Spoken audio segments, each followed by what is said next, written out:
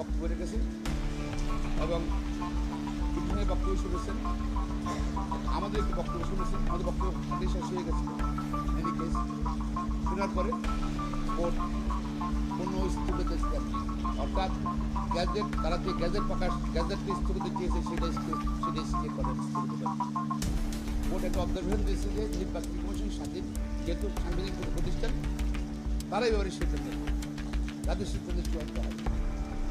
আপনারা জানেন নির্বাচন কমিশন অলরেডি আগের চিঠিতে বলেছে যেহেতু we are not a contesting party, অর্থাৎ প্রতিদ্বন্দ্বী প্রার্থী কমিশন, তারা কোন আদেশ অনুযায়ী তাদের খবর করেছে এবং তারা বলেছে আপিল করার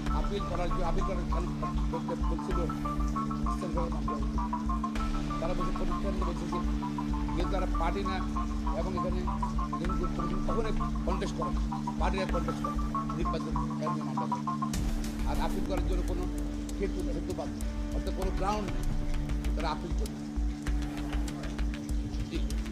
আপিল কাজও করবে না। কিন্তু আজকে যে আদেশটা হলো মামলাটা তাদের লিভ গ্রান্ট করা নেই, কোনো স্থগিতাদেশ দেয় নেই এবং নিষ্পত্তি করেছে বলছে নির্বাচন কমিশনই নির্বাচন চূড়ান্ত হবে। নির্বাচন অলরেডি তাদের অভিযোগ আমরা দেখেছি, তারা আপিল করে, তারা